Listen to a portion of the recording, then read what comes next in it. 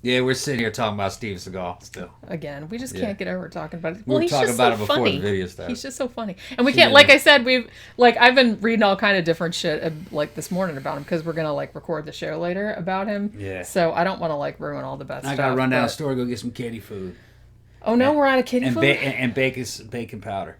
I tried to bake some biscuits last night, and they didn't rise. They were all fucked up looking, and I checked the baking powder.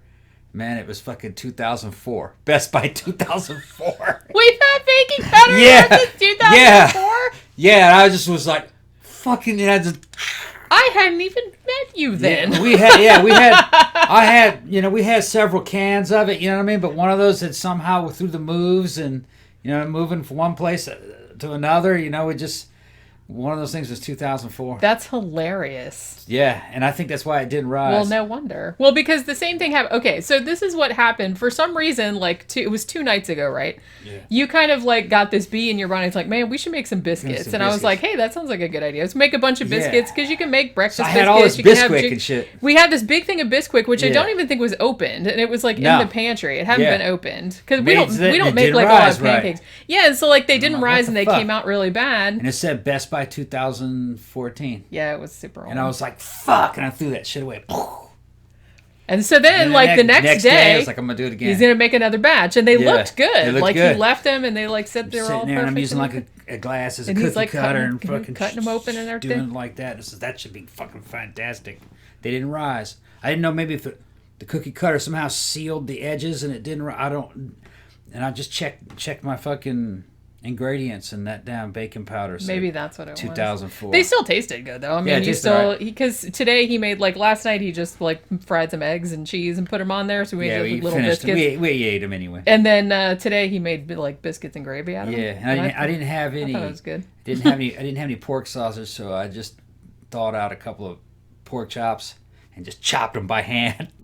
Oh, is that how you did that? Yeah, it's because I didn't see him make it. I tried to make some ground pork out of it, and then I seasoned it like it was sausage, It was good. It's pretty good. And I fried that up, and then, made country gravy, black pepper country gravy. Yeah, it was yummy. It's southern shit, man. It's just butter and flour. I know. With We're gonna be so fat by the time salt and a whole, ground fucking black pepper in it, and a little bit of seasoned salt. Cream. But that's the thing. It's but it's the nice thing about it is that it's so filling that I probably won't want. Yeah, that was about until later. That's probably 3,000 calories. I'm sure it probably was, which means that I can't eat anymore. I got to lift tonight. Yeah. Well, I at least I got in a 3-mile walk today, so that's and a little bit of weight. So what's on the list? What do we got to talk about? Not a whole lot, honestly, because like I said, all I've been doing today was researching the Steven Seagal show that we're gonna do and shit like that. Gotta get some juice so we can fucking drink during this. Yeah, this shit's gonna be fun. We still have apple juice, right? Yeah, but I gotta get orange juice. I kind of feel the Steven Seagal show. It's like I said, he kind of he's a terrible person, but in a way that's ridiculous and funny to laugh at. I don't know. So it should be funny. I like Steven Seagal. I think he's an amazing man. I hope he sees this. But so much has been said about him. He's probably sick of hearing it. Is he here in the United States, or is he? I think he's wanted here, isn't he? No, because I think he got charged. By the SEC. For that shit all got dropped. Yeah, so that all got dropped. Yeah, that's right, there have been numerous sexual assault allegations and stuff like that, but I don't know if any of those are still pending. Because a lot of those he settled them out of court. Yeah. So if he tries to fucking shiatsu on your boobs, looking for fucking cancer lumps and shit, at least just run away because he won't be able. At least he won't be able to catch you. Just at least you're gonna get a paycheck, because get a lawyer and then he'll break you off. Because he doesn't want anybody even though everybody knows that he's a total and complete creep and to stay away from him as much as possible. Beating up on little guys. He's beating up on everybody. Beating up on his wife. Beating up on fucking... He's a terrible person, I'm telling you. But yeah, so other than that, what were we just... Now, this was kind of an interesting conversation that we had right before we started recording. I probably should have started recording earlier so we could have got some of it, but we were wondering, because you were asking me if I could tell the difference between a male writer and a female writer. Yeah, if you're reading stories. If you're reading a story. Yeah. And I was saying, because you were talking about somebody that you were watching that was talking about. And he said that he said that the difference between the way little boys and little girls grow up and the way they play with toys, that affects how they write a story later on. That the females tend to inject themselves into the females of the story, and that men tend to be more detached from it. They're not really injected into the story. Which, that might be true up to a point, but I did tell him, I was like, I have like tons of, anthologies, usually of horror stories or fantasy or something like that. And a lot of times I'll just glance at the title, or not even glance at the title, and then I'll just read the story. And I'm like, if you said, hey, I'll give you $1,000 if you can tell me if a man or a woman wrote that, I would not be able to tell you. No, I can't. He claimed to be able to tell the difference. But I don't think, I can sometimes tell the difference in a movie. Sometimes like I said, I think it depends on the genre. Honestly, it kind of comes down to the individual, because, and I was telling you this before, and I can't remember who this was, but it was kind of like one of the better known, maybe like action thriller dude writers. And I remember reading something of his and going, oh, well, obviously a man wrote that, because he was trying to write from a female character's perspective. And it was like clear that he didn't know how to write from a female character's perspective. Right. But other than that, I really don't. If it's a good writer and you can become immersed in their writing and you can become immersed in the characters, I can't really tell a difference. I think it's only when the writing is shitty, or, I don't know. It's just hard for me to. I can tell Quentin Tarantino that's a man. That those movies are made by a man. It's very obvious. But then I could take it. He's real lowbrow, but that's what he's trying to do. But then I could take it to Stanley Kubrick, and I can definitely tell that's a man telling that story. Yeah. Especially like some of the older stuff, how clinical it is. Yeah. You know what I mean? Like 2001 feels very clinical, very all scientific. His movies feel very clinical. They're all very like that, but there's something very masculine about them, though. There's something, and in The Shining, it's very cold, but it's also kind of very masculine. I think it's part of that clinical, detached feeling you get when you're watching the damn thing. Yeah, maybe. Even Dr. Strangelove, which was a comedy, fucking awesome. Yeah. There still kind of had this weird detached kind of third person. Although I don't know if that's even so much. That was just his style. So I would think that's more like an individual's. And the same thing with Quentin Tarantino. Yeah. He has a very obvious style. But I'm saying that relates to. I don't know. This is just the way I'm seeing it. I'm saying Kubrick's style to me feels very masculine. And another thing too is that sometimes I'll be surprised, like I'll see a horror movie or something like that, and then I'll find out later that a woman directed it, and it surprised me that a woman directed it. Not because a lot of women don't direct horror movies, sadly, but just because it didn't really occur to me. Yeah, I guess because it doesn't really stand out as being gendered in one way or another. I think, like I said, it's kind of anything like that is just kind of like a continuum. Yeah. It's like obviously there's going to be some really obvious shit that's like obviously a man directed that, or obviously a man wrote that, or obviously a woman wrote that. But I don't know. In a lot of ways, like I said, if it's good writing, I don't think you can really tell. Yeah, so if you can tell, that means it's a sign of you can't write. Not necessarily. All right. I mean, it might just be a particular style or a particular genre. Like I said, it's really kind of hard to say across the board. Okay. I've just really never had... I've never had a situation where I was like, oh, obviously, a woman wrote that, or obviously, you know what I mean? Right. Although, like I said, I have had situations where I saw a movie and then later I found out that a woman directed it. Now, romance novels that women like to read, are they better if they're written by a man, or are they better if they're written by a woman? You know what? I can't really say, because I'm not a big fan of romance novels and never have been. Even when I was a kid, I don't know, I just didn't like them. They just seemed very Are they mostly written by men? They're probably mostly written by women, aren't they? I would imagine that it might be... I think a lot of them are written by men, but I think romance might be slightly more represented by women. Okay. I don't know the statistics outright. The thing about it, though, is that sometimes, particularly your pulp romance novels, like the paperbacks and stuff like that, they put out cheap. One thing that a lot of the publishing houses will do is they'll have like a set number of names for that publishing company, but a bunch of different writers write under that name. Some of them are men, some of them are women, but they're all writing under this particular pseudonym. Yeah. So I don't really know. It's really hard to tell. And in a lot of ways, it might be hard to tell, even in that genre, if it was written by a man or a woman, because, even if it's under a woman's name, say, that doesn't necessarily mean that a woman wrote it. That might just be one of the house names for that publication. Right. And I'm not talking about like your kind of bigger known writers. I'm talking about like your kind of, your paperback ones like you find in the back of the library or whatever that just kind of come out cheap and everything. It was the same thing with like Westerns. Any kind of, it's probably changed a lot now because the publishing industry isn't quite the same as it used to be. Yeah, but I think a lot of it's gone. Well, it's shifted online. Online stuff. More self-publishing stuff like that. But back in the days when they had like these cheap pulp paperbacks and they had like your cheap romance ones, you had your cheap Westerns. You had your cheap sci-fi, you had all that kind of stuff. You guys who are, millennials and everything, you should have seen what it was like back when we were growing up. When you were in the damn grocery store during the checkout, you would see the damn little, what do you call those little racks? Those little those little racks. rotating book racks. Rotating book racks. I'm doing this. People are like, what the fuck are you doing? They were these tall things you could put books in. They're made out of wire, and they would spin. And that was the only thing that was there in the supermarket. Pretty much. They had spy shit and stuff, but the main staple, the main staple, you had Stephen King stuff. Yeah. But then the main staple was fucking romance novels, which were it's porn for old ladies and women, and Westerns.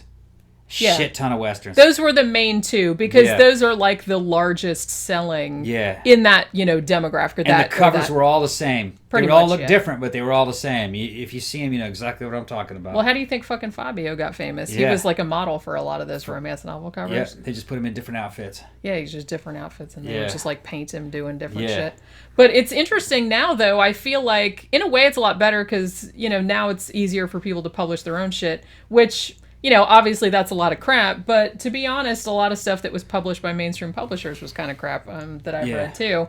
But it was a crap machine. Yeah, it's like, a lot of the self-publishers like need some editors and shit like that, but there's a lot of good shit out there. Now, something that women do write a lot too. Now, men write a lot too, I guess, depending on what, but women write a lot of erotica. Yeah. You know what I mean? I feel like, and they buy most of the written erotica. That that's paid for. I remember reading somewhere, and it might be different now, but I think between 70 and 80% of the written erotica that has been sold was purchased by women. Yeah. Because, and I think I mentioned... And written by Chuck Tingle. Yeah. Seriously, if you guys don't know who Chuck Tingle is... You better go check that shit out. Please go check out Chuck Tingle. The motherfucker's hilarious. Oh my God. He's the best. He's the best. Names of the... the name of the fucking book is... Pounded in the Butt by My Own Butt. Right? That was... Pounded in the Butt by my book about my own butt. By my own now, butt. See, now I'm trying to remember. So seriously, go to his Wikipedia page and it has his book. Porn. And it's fucking weird. It's so fucking funny. And it's like... And his... It's funny because... like gay. Well, Not all of it, though, he has that, but then like he has like a whole subgenre. He has like a whole thing about... airplanes having sex with other airplanes, or people having sex with airplanes, or something. There's like a whole dinosaur thing. Dinosaur fetishes. There's just Ghosts. God. Yeah, there's a whole ghost. Is there Bigfoot? He does Bigfoot too, right? Yeah. Okay, so he has like all these different kind of things. Yeah. And like they're just I really want to buy one to like read the whole thing, but it's like I've read excerpts and it's just like I was just like. It's so funny. The titles would be like "Pounded in the Rear by My Billionaire Airplane Boyfriend." Yeah, I think it was something like that. Yeah, his boyfriend is an airplane, and the airplane is a billionaire. And and like the cover, it's got like a muscle man on there, like Fabio, and he's like blowing kisses towards a fucking airplane. And then superimposed into the bottom of the fuselage of the airplane, it's like a smiling face. It's fucking hilarious. Awesome. It's so awesome. Hilarious. Well, I'm trying to remember, like, because I can't remember if the first iteration of the book was just called Pounded in the Butt. I think it was called Buttception. No, first no, one, that was a later one because Okay. he either had one. Either the first one was called just Pounded in the Butt, Pounded in the Butt, yeah. and then he had Pounded in the Butt by My Own Butt. Yeah, yeah. And then he had yeah. Pounded in the Butt by my book, Pounded in the Butt by My Own Butt. Yeah, yeah. So his own book comes back. And then it was like, and then like 5 or 6 in, it was Buttception. Buttception. Yeah. It's not serious. No, porn. well, obviously, this is all comedy and shit. But it's fucking hilarious. And he another thing he does too is that he will write something based around like whatever is like real of the moment. Like you remember like this is a couple of years ago, but remember that whole thing about that dress and like is it black and blue, or is it orange and white, whatever the fuck it was. And it was like this huge sensation. And it's like he always like adds that in, so like the keywords, like one of his books will come up in the keywords, so it's like Pounded in the Butt by My Own Butt and in the color changing dress and stuff that, so he will like put shit like that in there. He's making concepts a sexual fucking object in the book. It's fucking weird. And the funny thing about him though is that obviously Chuck Tingle is not his real name, but he will not let anybody like he doesn't have like a bio of himself. He doesn't show his own stock name. photos. He has like shows stock him in photos a fucking or, kung like fu or like a drawing of him or something like that. I think there's only like one interview with him, and the answers he gave were just like these non sequitur type of answers. Yeah. So it's like no one knows who he is. I think. I think the only real photograph he ever showed was a stock photograph of a dude in a kung fu gi, right? I think so. Yeah. That's and maybe a drawing. I think I remember seeing a drawing that was supposed to be like his driver's license photo. Yeah. So we're just trying to spread some high culture to our listeners here. You need to go check out fucking Chuck Tingle. That's a cultural experience. I mean, yeah, like even just read his books, but even just reading the Wikipedia page just and reading all the titles. Just reading the titles will just give you hours of entertainment. Yeah. You know what I mean? I think ebooks only like fucking 99 cents or $1.99. They're short. They're like short stories. Yeah. It's not like he's writing a novel not whole books, every day or however many, because he's written a lot. Yeah. And what apparently, was the one? Me and the Unicorn Colonel, or what is it? Oh, yeah, unicorns. I forgot he has a unicorn thing. He has a whole unicorn line, and like the Unicorn Colonel is like a unicorn who is dressed as a colonel, who is on the back of a horse. Yeah. In a like Civil War outfit, right? Yeah. Something like that. The Unicorn Colonel, and I think there's a whole. I forgot what the Unicorn Colonel was in the title. I know, I can't. Now I'm like tempted to look up the Wikipedia page on my other computer, but it's like people. Ghost of the Unicorn Colonel or some shit like that. So you got ghosts and unicorns having sex, human beings and airplanes. It's great. Yeah. Another dinosaurs on the. There was weird sex dinosaurs and with ghosts and fucking there's aliens, all kind right? of I'm pretty sure there was aliens in there too, and maybe Bigfoot. Yeah, there's like a lot of like crossovers between like different cryptids and whatnot, and it's funny because I mean I don't I've written a couple of like erotica stories and stuff like that, but it's like it's not really a genre that I read a lot of. They don't sell much, I guess. But you gotta market it the right way. Yeah, but the thing about it is that I mean, especially nowadays, now that everybody's kind of like writing all their own shit and everything, there's like a staggering array of different genres and subgenres that you wouldn't even, unless you were into it, and each one has their like enthusiastic proponents like that write and people read them and stuff like that, like thousands and thousands of people, but it's like the mainstream has never really like heard about it, you know what I mean? I mean, most people nowadays have probably heard of like vor, where you want to be eaten by another person, or not so much that you want to be eaten like a cannibal or anything, but that you're like really small and you want to be eaten by like Godzilla. There's that type of thing. There's the whole male pregnancy thing. That's a whole genre with subgenres in its own thing. So that's a whole thing. There's there's less weird ones, like you have a whole subset of like Viking romance and all that kind of stuff. But it's like there's all kind of one of the most popular is it's not really bestiality, but it's kind of like having sex with like a shape changer, like a werewolf or something like that. That's like a humongous like subgenre. Werewolves and werebears and yeah. So it's like basically it's like furries, really. Kind of. Like a Although, modified yeah, that's furry. like kind of like a different thing, though. I think most of the written erotica I can't even remember what the name of it, because they all have like names for the subgenres.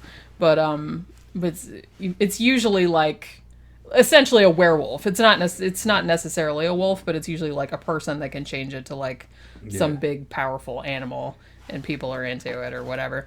But whatever, no judgment. You can. Is there anything else? I don't think so. Like I said, it's Friday. Yeah. Tom's got to make a supply run because the kitties are out of food almost. I got to put my spacesuit on. You got to put your spacesuit on. Either Your I'll dress suit. up like the fucking Terminator. Yeah, put your glasses and your boots on. In my fucking leather jacket. Okay. Yeah, then go out to the store. Yeah. No, I ain't gonna do that. Might dress up like that for the show. Okay, it would be. Oh, that would be funny. Dress up for the show. It's like it's Steven Seagal, he's action hero kind of, and then it's like Terminator's action. Yeah, be the hero. Terminator. It works. Okay. All right, so we'll talk to you guys again tomorrow. Stay safe out there.